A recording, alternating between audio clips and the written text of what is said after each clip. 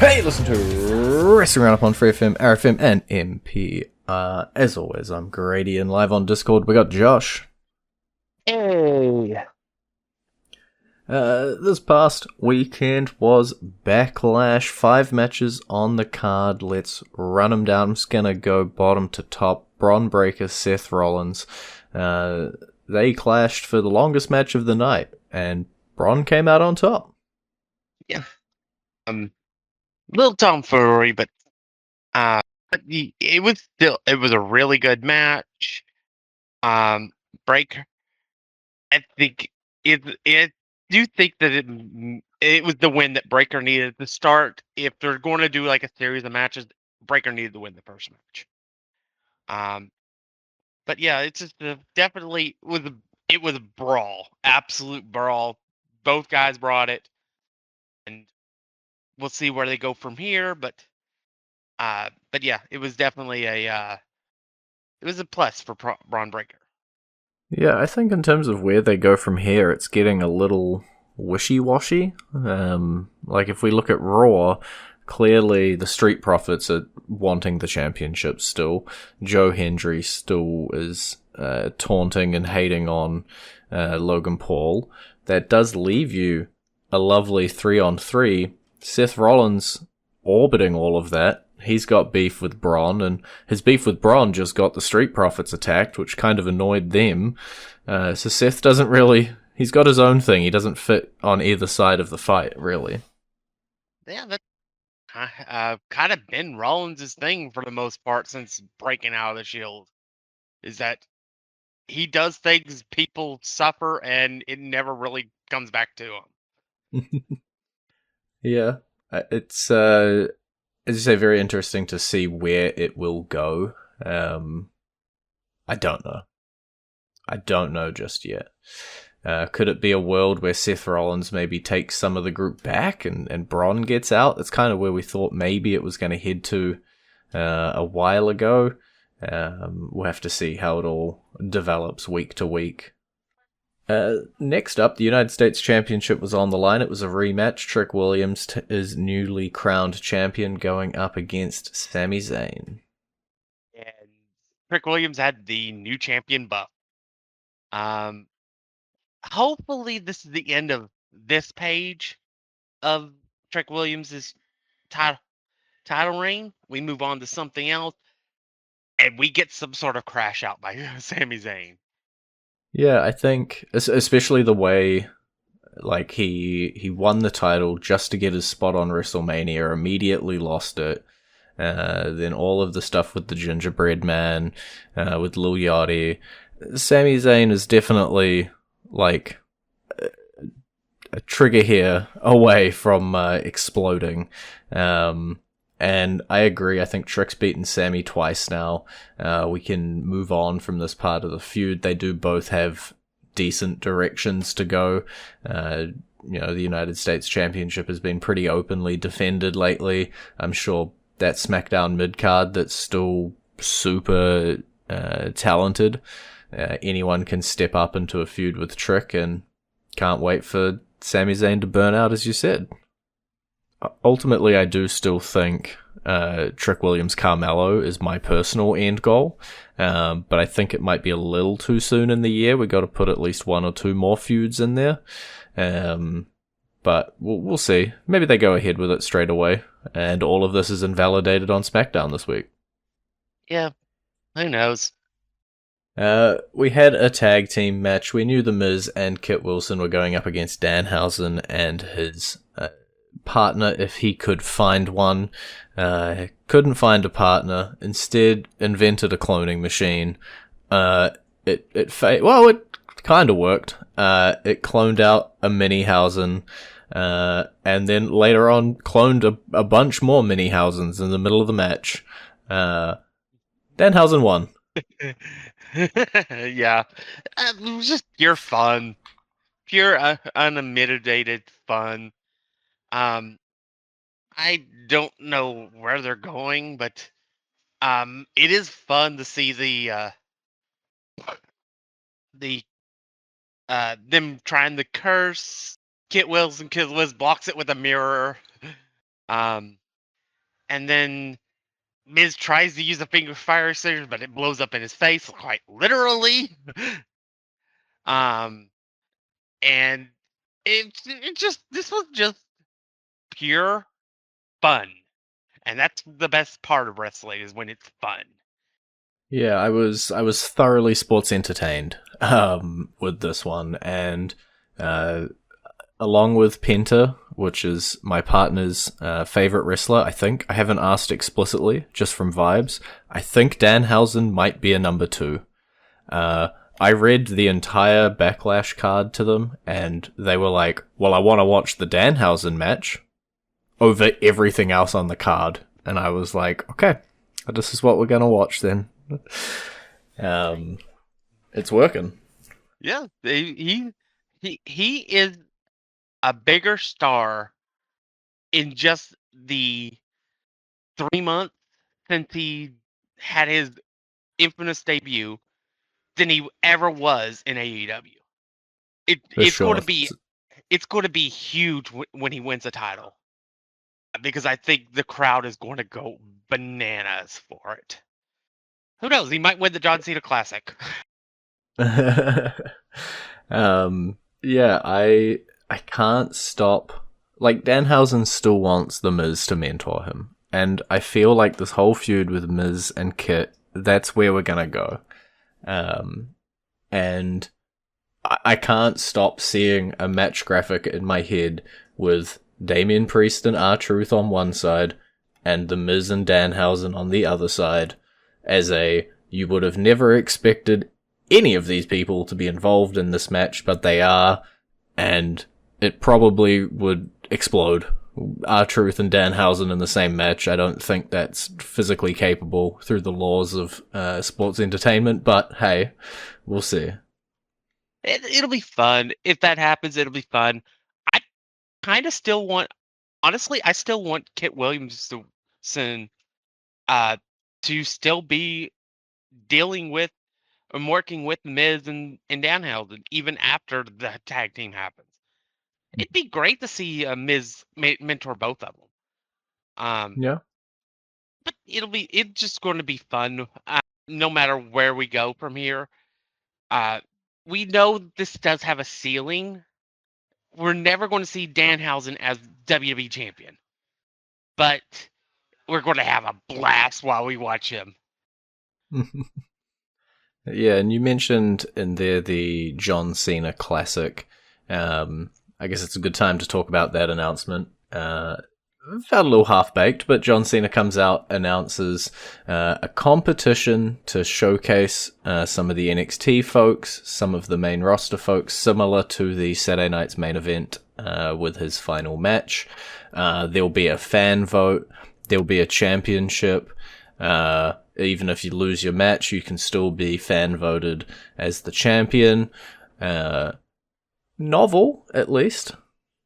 I mean, it's different, and it'll be interesting to see if it's like something that gets defended, or if there's constantly a poll and the championship can just change hands because the poll just decided this person can't be champion anymore. It'll be we'll have to keep an eye on that and see how that plays out. I'm fine with it. I don't have a real problem with it because it's something that showcases the young talent and gives them something to do. So I'm fine with it. Yeah, to me it feels like one of the Saturday night main events, maybe later in the year, might get rebranded to, the John Cena Classic, where it's just kind of, NXT versus main roster. As you said, that's always good, especially it introduced, and it's exactly what Cena said, it introduced us to Soul Rooker, it introduced us to Obafemi, it introduced us to Javon, it introduced us to a bunch of people, and if this is their way of continuing that, all for it. I love championship belts as trophies. I don't like trophies as championship belts, NXT. Keep that in mind. But, giving a championship... At one point, FCW had a medal as a championship. We don't talk about that. Even though the matches were pretty good. 15-minute Iron Man weird. matches, of course. But yeah, given the winner of this a championship belt, even if it's not defended, it's just, like a trophy, and then we'll run the event next year and we'll give a new champion, a new fan vote winner, and then we'll run it again and run it again. I'm cool with that. Nothing in the announcement scared me, or I didn't want it. It all sounds fun. We'll see how it actually turns out in practice. It did feel a little half-baked, needed a little bit more time in the oven, but we'll see once it's formally announced with all the details out how it all goes. The next match on the card, it was the second longest, 18 minutes, and as much as it hurts to say that is 18 minutes they would not have gotten at WrestleMania, Asuka, Io Sky going head-to-head. It was a dang good match. It was also a definite torch passing match. I don't know what's going on with Asuka. It seems like she did re-sign last year in 24 with the multi-year, so it's questions, but it also sounds like some of the things I've heard is maybe she's semi-retired. And so she's going to be featured less often and stuff, and that this was her way of making Io the number one Japan talent in the West. It's also possible that she may just have some stuff that she needs to do back home, and she'll be back in a few months, and it'll be as if this never happened. Yeah, obviously there's a lot of things up in the air at the moment with the contracts and with people going away. I watched the match and I watched the aftermath and I was like, she looks done. And then, Raw comes around and she says goodbye. Seems pretty definitive, but there is still, her character is gone. What happens after this? Did she not take the pay cut and just say, I'll work this one last match and then I'll head out? Did she, as you say, cut down to a more part-timer, come back for 3 months a year? Is she full retired? Is she just going to head back to a Japanese company? There's a lot of different options of what's going to happen. That all is decided by the person, less than the character, but if this is the end of the character in WWE, I think it was a really banger match to do it on and passes the torch to the right person. Sky really should have been focused on, has been in years past. Little disappointing to miss out on WrestleMania, but as I opened the description with, they would not have been given this amount of time on WrestleMania. They'd have been given 8 instead of 18, and I don't think it would have been the banger that we did get at Backlash. Absolutely. And then the main event, Roman Reigns, Jacob Fatu, the World Heavyweight Championship was on the line. Fatu, if you thought the Breaker of Rollins match was a brawl, well, Fatu decided to unalive Roman Reigns during their match with the way he was fighting. This was a fight. This was not a match. And it's not over. Honestly, with the stuff that he did on Raw, I half expected him just to shout, "I'm not through with you." Obviously, a reference to something that happened almost today, 12 years ago. But yeah, it's just this is elevating Jacob Fatu. It's further storylines and stuff, and it's just. Even though Roman won the match, did he really win? I mean, he's still champion, but he got demolished after this match. And got demolished on Raw, along with Jay and Jimmy. Yeah, I think Jacob Fatu has come through so strong lately.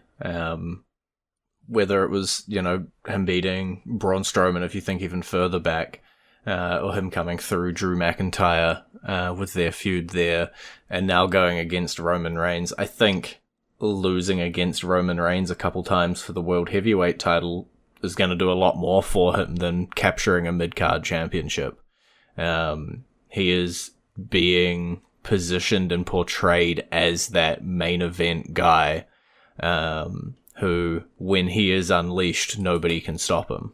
As you pointed out, he attacked Reigns like twice on the pay-per-view. Nobody was stopping him. He was biffing Adam Pearce out of the ring. He was just annihilating him, and then shows up on Raw and says, hey, let's run that back, and takes out all 3 members of the original Bloodline, which, you know, is a tough ask usually. Yep.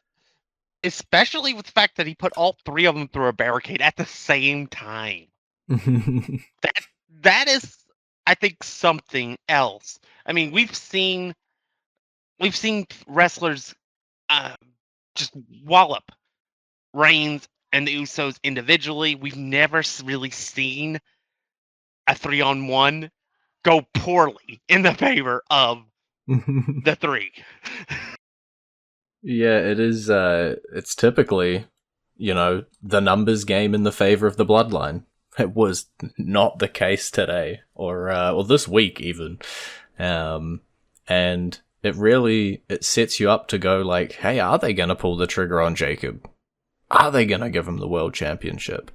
I don't think they will, but it gets you questioning it when you first get the match at Backlash. You're like, they won't do it. You're like, well, if they're willing to beat up Reigns this bad, will they?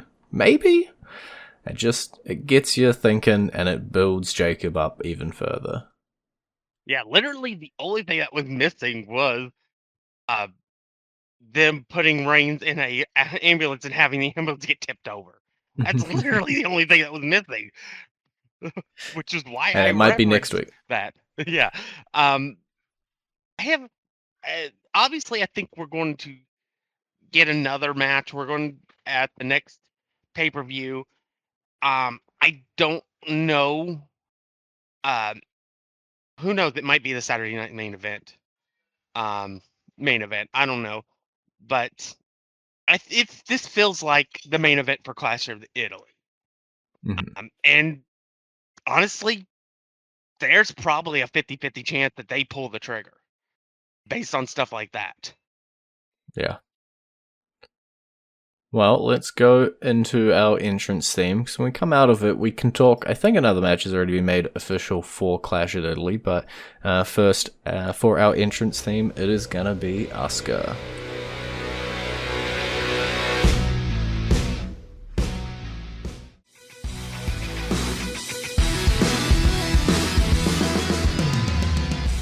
And you're back to Wrestling Roundup on FreeFM, ArrowFM, and MPR. I'm Grady, he's Josh. I was slightly wrong. Hasn't been made official, but we're looking at potentially a Cody Rhodes-Gunther collision at Italy. Yeah, it'll be interesting seeing exactly how all this works out. It's very possible that that actually does the main event for Saturday Night Main Event, which happens beforehand. So it's just a question of where they want to do that. But yeah, it's very clear that these 2 are definitely on a collision course. It's just a matter of when. Yeah, I think when you look at SummerSlam, still potentially Obafemi, Roman Reigns. Potentially you could have Gunther holding this title here. If Oba does pull the trigger, you're potentially looking at a champion v champion match if we're doing Crown Jewel this year. With Gunther, Oba, there's a lot of good stuff down the pipeline that it'll be interesting to see. There's like so many things lined up. Which triggers are they going to pull? Are we going to take the title off Cody again? Are we just going to give it to Jacob? And then we've got to rethink all of our plans down the line for this year. Is Oba going to spin off and do something else? Is Brock Lesnar going to be available for SummerSlam? Or is he fully ridden off into the sunset? questions abound. One thing that I had a lot of questions about, and I don't anymore, Intercontinental Championship.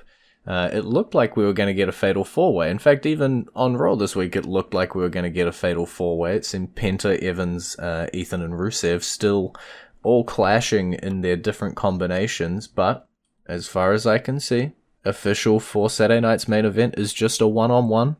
Penta, Ethan Page. It wasn't exactly the combination I was expecting. I did see a Fatal 4-Way. It could still get changed. Yeah. Yeah, I mean, there's still a couple weeks before we get to that Saturday night main event. Because it's next weekend. So there's still possibility on Raw that they may have them jawing at each other and then have Rusev and Javon Evans run in and fight, and then they say, screw it, we're having a Fatal 4-Way for the Intercontinental title. But honestly, I'd rather have the one-on-one. Especially if I think that Ethan Page is winning. That's fair. We'll see what spins out of the Intercontinental title scene, but we at least have, we vaguely expected that title match, be it in whatever combination it was. I wasn't expecting a AAA Mega Championship match on Raw this week, with Dominic Mysterio defending against Gable Americano. That was not on my bingo card. That's fair. You know that there's still that back pocket for the correct El Grande Americano to get a title shot in the future. For Dominic, but it was fun to see that on Raw. And it just mostly just played into the mass versus mass match on the 30th. Yeah, I wanna read directly from the WWE.com transcript, and I want people to try and follow this. As Los Americanos and Los Americanos Hermanos brawled into the crowd, El Grande Americano suddenly emerged on the apron. Original El Grande Americano quickly grabbed his adversary. It's getting out of hand, guys. It's getting hard to read. There's a reason we refer to him as Gable Americano and Kaiser Americano, but now you've got two Los Americanos because you've got the Creed brothers, and it's hard. But as you said, it is all that mask versus mask match. I'm hyped. I imagine being in AAA that thing's getting a whole lot of time, and can truly be the sort of crowning moment. We know that Kaiser Americano does technically still have his Rey de Reyes shot, but I would rather that after the mask versus mask stuff is all sorted out. That's the bigger match. Funnily enough, it's bigger than Kaiser getting the championship. It would be Kaiser overcoming Gable here, and unmasking him.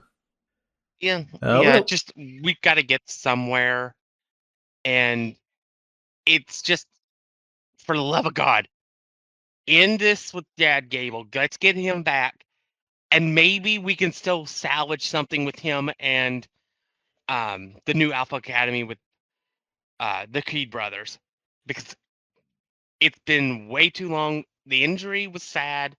It took way away from the storyline, but we need to move on.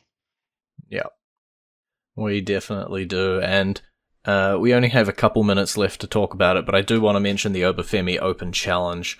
Nobody wanted to answer it, which is entirely fair. I don't think personally I would want to answer that one.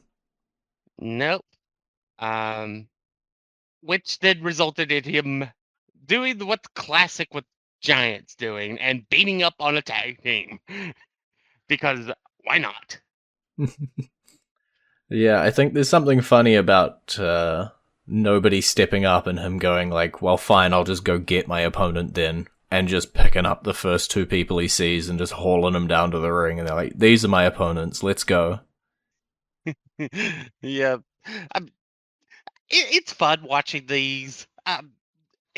There's a limit to how many we can see. but it keeps him busy, it keeps him relevant, and it keeps him, quite frankly, strong. Mm-hmm. Yeah, he looks terrifying, and that's because he is terrifying. Well, that is all we have the time for this week. It's been great talking to you. Bye. You can visit our Facebook page, facebook.com/wrestling R&D up, our Twitter page, twitter.com/wrestling R&D up, or our YouTube page, youtube.com/wrestling RND up. And we will catch you next week.